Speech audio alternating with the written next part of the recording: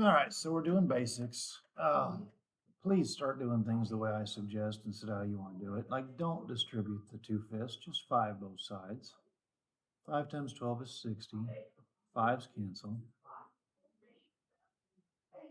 And you could divide the two out if you want, or you could distribute it. 9 and 10 people are going to do the distributive property.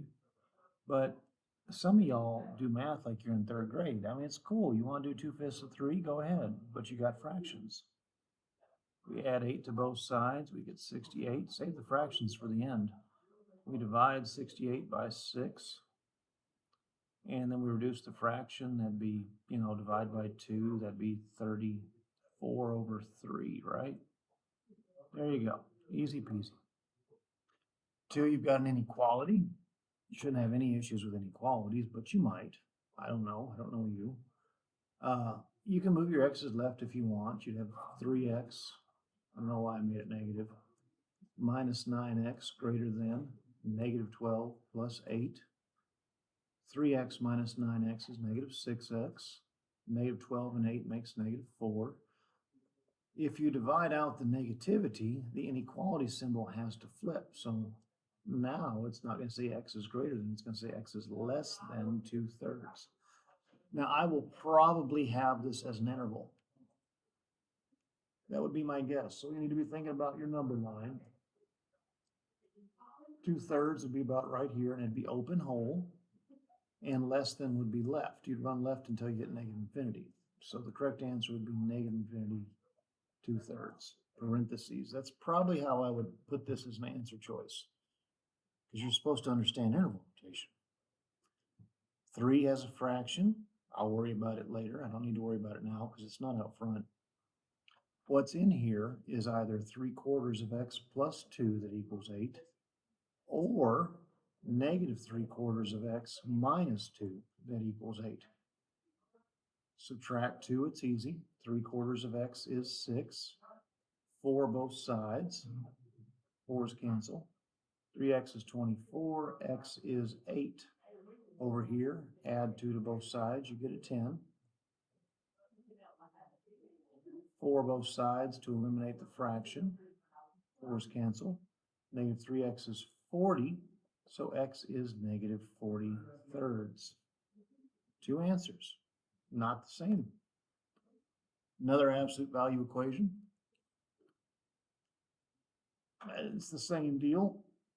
5x minus 4 equals 10 minus 3x, or negative 5x plus 4 equals 10 minus 3x. Make sure I got my signs right. I did. Add 4, you get 14. Add 3, you get 8. Divide by the 8. Reduce the fraction. Both even, 7/4. Add 3 to negative 5, you get negative 2. Subtract 4 from 10, and you get 6. Divide out the negativity. And 2, you get negative 3. Two answers, this one or that one. This one is solve for x. And what you're going to want to do is you're going to want to place everything with an x on one side, and then you're going to want to factor.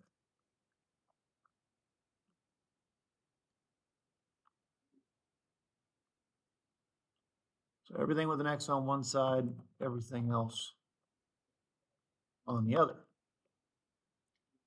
And then you're going to factor, and you're going to divide.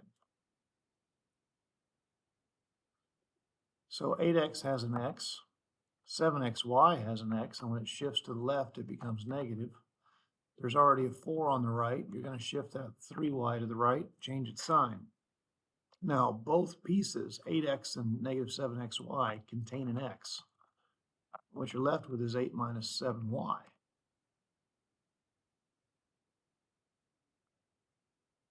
Now, if you want to isolate this x, which is what the goal is, you do division. I can't type this out properly, so I got to switch over to pencil. But you're going to divide both sides by 8 minus 7y. And there's what x is. X is 4 minus 3y over 8 minus 7y. It's not hard, but only 1 in 5 kids could probably do it. A line is drawn on the XY axis such that it passes through the origin and the point 512. So it goes over 5 and it rises 12 and it passes through the origin. Then it hits that point 512. The angle between the x-axis and the line is labeled theta. Find the tangent of theta. So let's think about the triangle. You went right 5 and up 12. Most of y'all are oddly enough leaving this blank on your form quizzes. I don't know why. Like, why are you leaving that blank?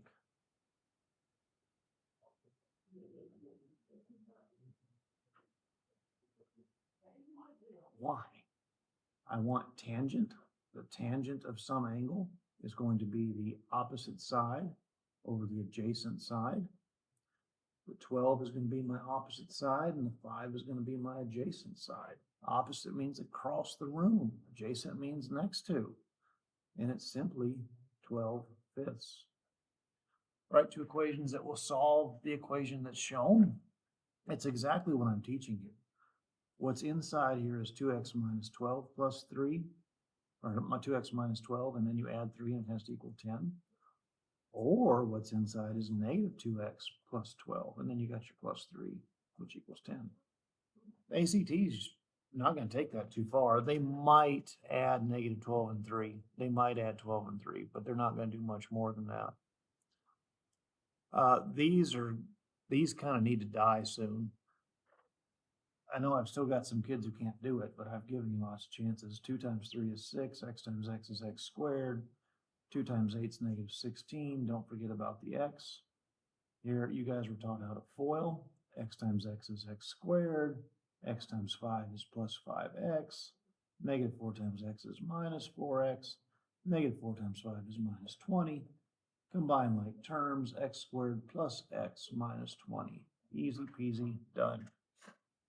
Moving down to number 8, it's the same as 7, you just have slightly bigger numbers. 2 times 3 is 6, x times x is x squared, 2 times 2 is 4, don't forget the x. Inside, negative 5 times 3 is negative 15x, and then last, negative 5 times 2 is minus 10.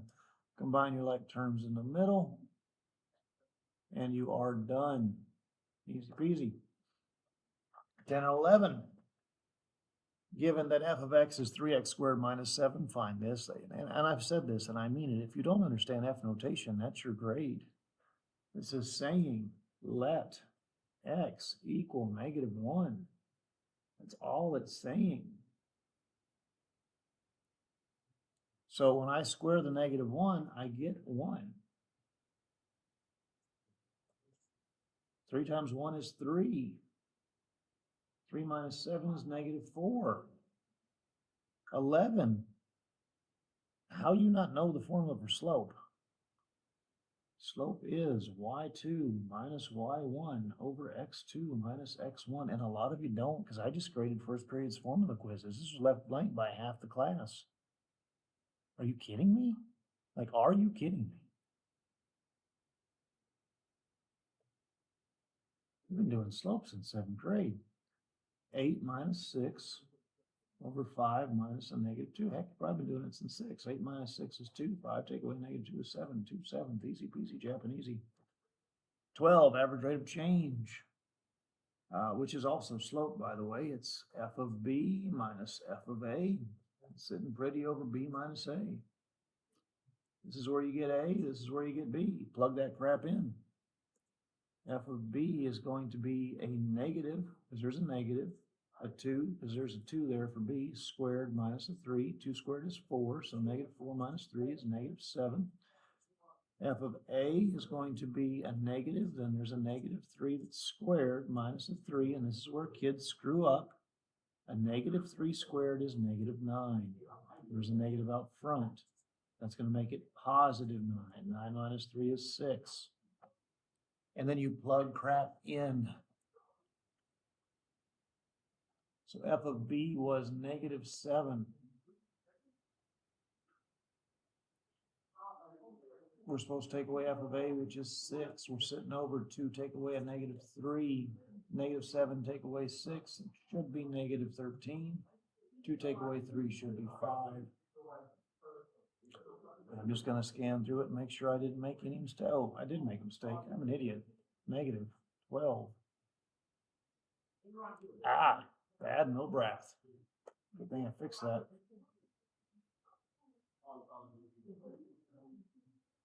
So where was I? Negative 7 minus a negative 12 is going to be a positive 5 over a 5, which is 1. Nice. This will be the part you don't like. And it's going to be a big one from here on out. I warned you this was coming. State the domain of the piecewise function of the graph. This guy starts when x is negative 6, and that's a solid dot. It runs to negative 3, and then you might think there's a discontinuity here, but x is allowed to be negative 3, and it's allowed to be a little bit to the right, so it keeps going. It goes all the way to here. This is the part you actually have to horizontally jump. You stop at 2, and then you jump to the other side of 2, and you run to where x is positive 6. Range, this is going to be your y values. We have a low y value of negative 5. We climb to negative 3, but this piece takes over, and it climbs to a y value of 1. So negative 5 to 1. Brackets, because solid line where y is 1. Where are we increasing? That is going to be uphill. Okay, so where am I uphill? I'm uphill right here. I'm uphill from x values of negative 6 to negative 3.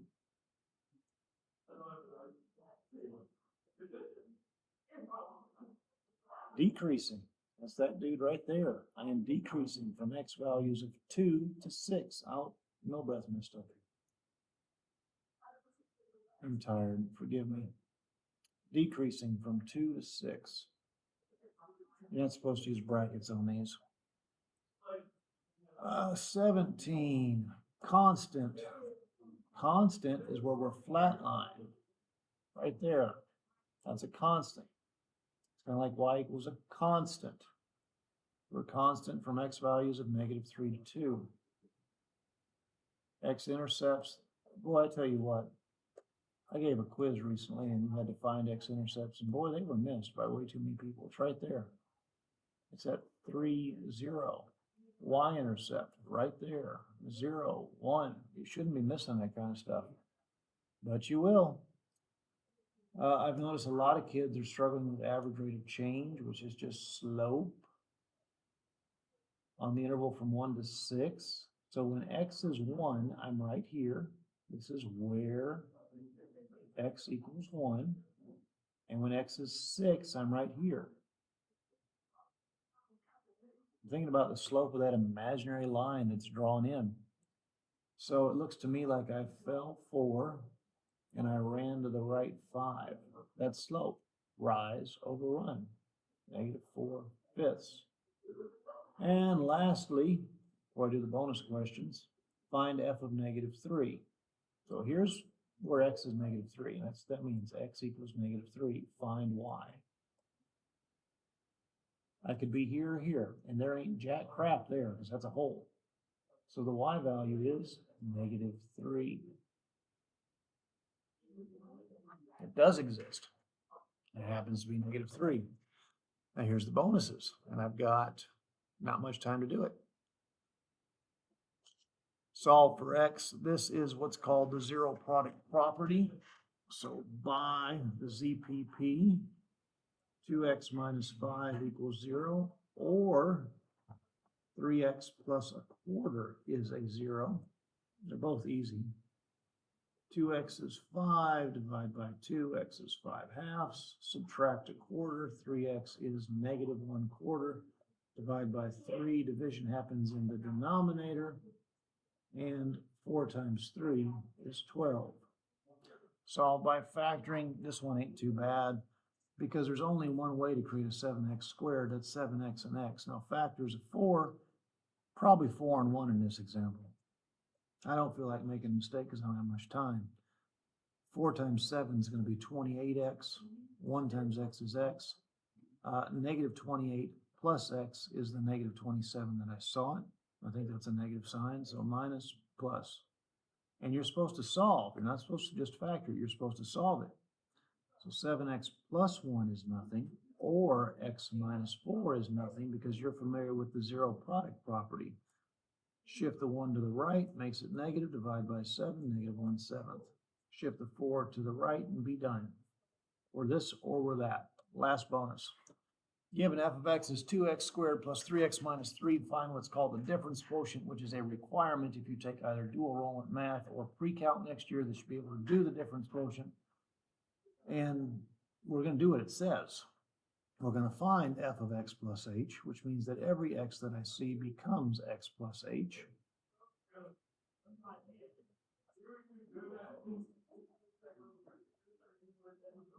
We're going to write x plus h twice so that we can hit it with the FOIL method or the double distributive property, x squared plus an xh plus another hx, which is going to be 2xh. You do a couple of these and you memorize this, plus h squared.